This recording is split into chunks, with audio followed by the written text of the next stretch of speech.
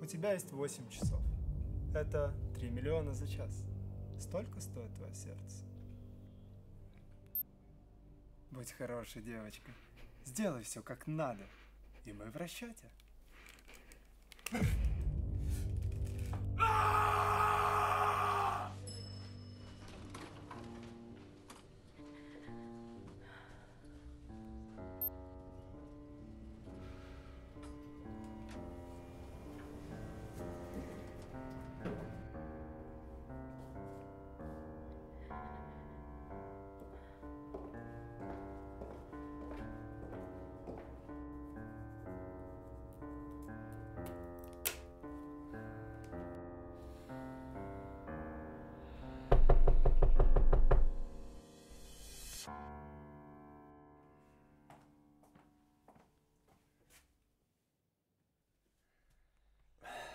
Что вы хотели? Курьерская служба доставки. Вам подарок от ваших друзей. У меня нет друзей. Виктор Сергеевич, ваши друзья вам послали подарок в честь ваших профессиональных успехов. И я хотела бы вам его вручить. Откройте дверь, пожалуйста.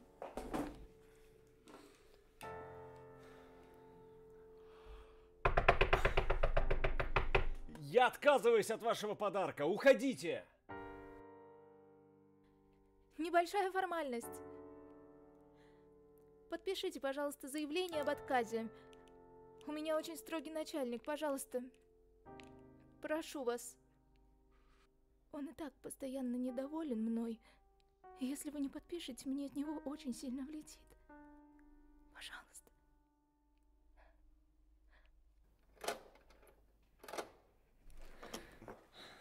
Давайте ваши бумаги.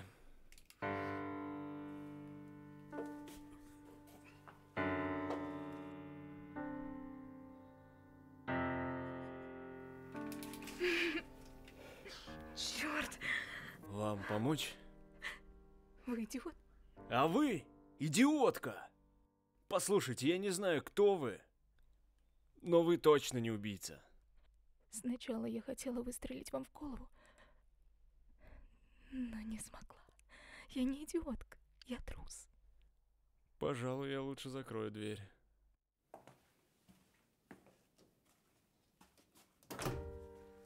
Спасибо. Вежливая? У вас тоже есть пистолет? Ну да. Только не надо сейчас говорить, что ты разбираешься... Какой модели? Ты не разбираешься в пистолетах. По-твоему, если я женщина... Да. Что за модель? Беретта 92. Прочитала на обратной стороне упаковки колготок? Очень смешно. На нем написано. Пока все, что я о тебе знаю, ты вежливая и умеешь читать. С 2 пистолетами у нас вдвое больше шансов, чтобы выжить. У тебя такой же. Хорошо. А что нам угрожает? Послушай и не перебивай.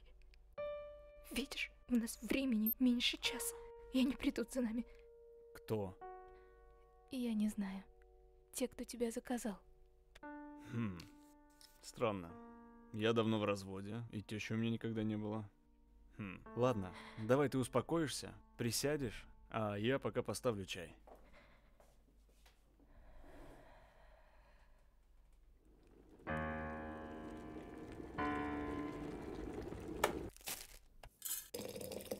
На самом деле, я прекрасно знаю, за что меня можно убить. Но на выбор кандидатов у нас не хватит времени. Для самоубийцы ты выглядишь слишком жизнерадостным. И так же трусливо. Человек, ты чуть не решил проблему. Сперва расскажи, за что тебя можно убить. И почему ты чуть не решил эту проблему сам. У человека есть имя. Виктор. Алла. Ты указал дату. Записка свежая. Я помешала?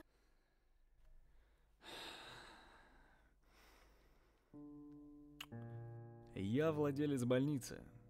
Сети больницы. Частная медицина не дешевое удовольствие, но ровно до тех пор, пока не столкнешься с бесплатной. Поэтому даже бедные люди приходят к нам. Ты не подумай, я не буду жаловаться на работу, я искренне ее люблю, и финансовая часть идет только в гору. Проблема не в этом. Видишь ли, у меня есть друг. Точнее, был друг. Мы вместе начинали наше общее дело, а сейчас наши фирмы конкуренты. Вместе мы много лет пытались вылечить его мать, но все безуспешно. Все затраты я брал на себя. Наступил день, когда ей стало особенно плохо. Ее сына не было рядом, а обезболивающие, даже сильные наркотики уже не унимали ее боль. Она смотрела мне в глаза и умоляла это все закончить. Тебя когда-нибудь умолял умирающий человек прекратить боль? Я не просто отказывался, я даже не слушал ее просьбы. Мы уже неделю не давали ей сильнодействующих наркотиков. Обходились простым болеутоляющим, вопреки рекомендациям врача. Таков был уговор с ней. Но в тот день она взяла меня за руку так, как берут дети своих родителей. Потянула к своему уху и сказала: «Я очень сильно люблю своего мальчика, присмотри за ним, мне пора отдохнуть». И я вдруг понял всю ее боль. Все те страдания, через которые мы ее прокрутили, делали все, чтобы помочь, но как будто делали только хуже. Все было быстро и безболезненно. 2 укола. Первый ее успокоил, второй закончил ее ужасы. Знаешь, каким было последнее ее слово? Знаешь? Спасибо. Клянусь, я четко слышал это. Когда она должна была быть уже давно без сознания, после самого первого укола, спустя 10 минут. Прости. Нет, не извиняйся. Ты первая, кому я это вообще рассказываю. Так, ладно. Что там у тебя? Почему ты пыталась меня убить? Ведь я умираю. Давай без драматизма. Нет, я буквально скоро умру. Помолчи и не перебивай. Я простой полиграфист. Я не разбираюсь в медицине. Слежу за работой машины и подаю им краску, чтобы они печатали кассеты. Кто их вообще сейчас читает? Пару месяцев назад я потеряла сознание. И когда очнулась, у меня из носа текла кровь. Я была дома и нашла в себе силы дойти до телефона и вызвать скорую. В нашем городе есть лишь одна частная больница, которая делает такие операции. Я не понимаю, что со мной. Послушай, я просто хочу жить. Я никому ничего не сделала. Еще этот врач постоянно говорит, мне вы должны купить сердце сейчас, либо потом будет поздно. Навязывает мне, хотя знает, откуда у меня такие деньги. И вот когда я была в полном отчаянии, пришел он. Я никогда не видела его раньше, но он знал обо мне все. Он выдвинул мне условия. Твоя жизнь в обмен на мое сердце. И дал мне 8 часов. И вот я здесь. Я просто хочу жить. Нет. Нет.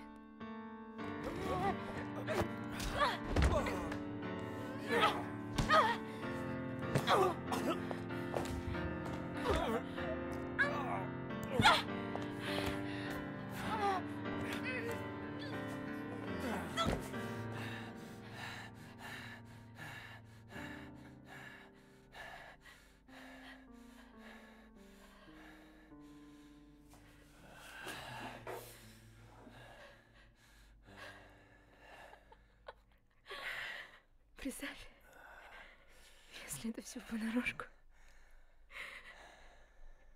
И мы с тобой актеры, как в кино. Чтобы в награду мне дали новое сердце. Ты бы мог решить мою проблему сам. Но я мешаю тебе. И все равно не убиваю. Какой тупой сценарист. Сидит вон там. У этого всего есть еще свой режиссер и оператор. Сидят вон там, напротив меня, и заставляют работать на камеру.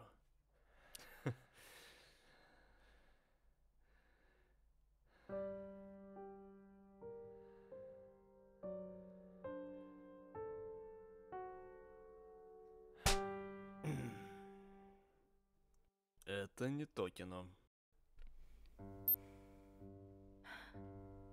Ты планировала сегодня умирать? Нет, но я думала сделать это завтра. Уже завтра. Ну, идем.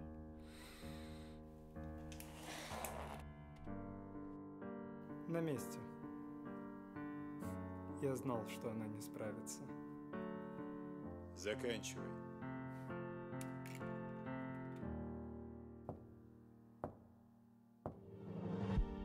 Все готовы начать с нуля. В этот темный день, как понедельник, мы кидаем камнем якоря. Как бы не было, ну да, не такой уж бездельник. Одинокий день с января, одинокий день до Паймонт-Сити. Слишком поздно остался зря, в диком поле веет тот же ветер. Все заменимые, виноваты мы. Незаменимых нет, значит так правильно. Зато впускаем свет после расплаты быть. А ты